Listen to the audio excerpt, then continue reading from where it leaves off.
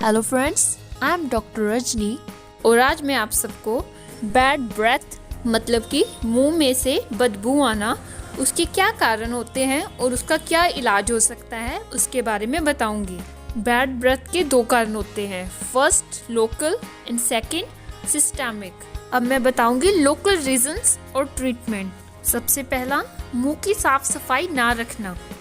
कई लोग अपने मुंह की साफ सफाई का अच्छे से ध्यान नहीं रखते, टाइम पे ब्रश नहीं करते, उनके मुंह में अक्सर स्मेल आती रहती है। अगर आप अपने मुंह का अच्छे से देखभाल रखेंगे, दिन में 2 बार सुबह और रात को सोने से पहले ब्रश करेंगे और अच्छे से फ्लॉसिंग करेंगे तो आपके मुंह में से बदबू नहीं आएगी। उसके अलावा कई लोग दांतों की तो सफाई करते हैं बट वो अपने टंग की सफाई करना भूल जाते हैं। उन केसेस में उन पेशेंट के बदबू आती है तो अपने टंग को भी साथ में क्लीन करना बहुत ज़रूरी है। अब सेकंड रीज़न होता है पेशेंट के मुंह में कैल्कुलस और प्लाक डिपॉजिट होना। जब पेशेंट अच्छे से ब्रश नहीं करता तो उनके जो फूड पार्टिकल और रेमिनेंट्स होते हैं वो हार्ड हो जाते हैं, फिर वो ब्रशिंग करने से भी अच्छे से साफ़ नहीं होते तो उन्हें वो साफ़ करवाने के लिए डेंटिस्ट के पास जाना पड़ता है। उसे कहते हैं स्केलिंग, दांतों की सफाई करना। थर्ड रीज़न हो सकता है कि दांतों में कैविटीज हो। जब पेशेंट के मुंह में कैविटी होती है तो उसके उस कैविटी में खाना फंस जाता है जो कि स्मेल करने लग जाता है। इस कंडीशन का इलाज होता है कि आपको डेंटिस्ट के पास जाके अपनी उस कैविटी को जाके भरवाना चाहिए।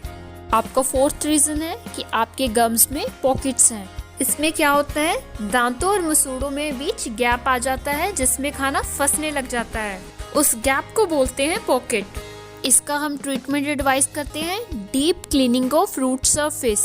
डीप क्लीनिंग में दांतों और मसूड़ों के बीच वाले जो एरिया होता है उसे अच्छे से क्लीन किया जाता है। उसके बीच में जो भी डेब्रिज है उसे रिमूव करके अच्छे से सफाई की जाती है ताकि वो दोबारा जुड़ जाए।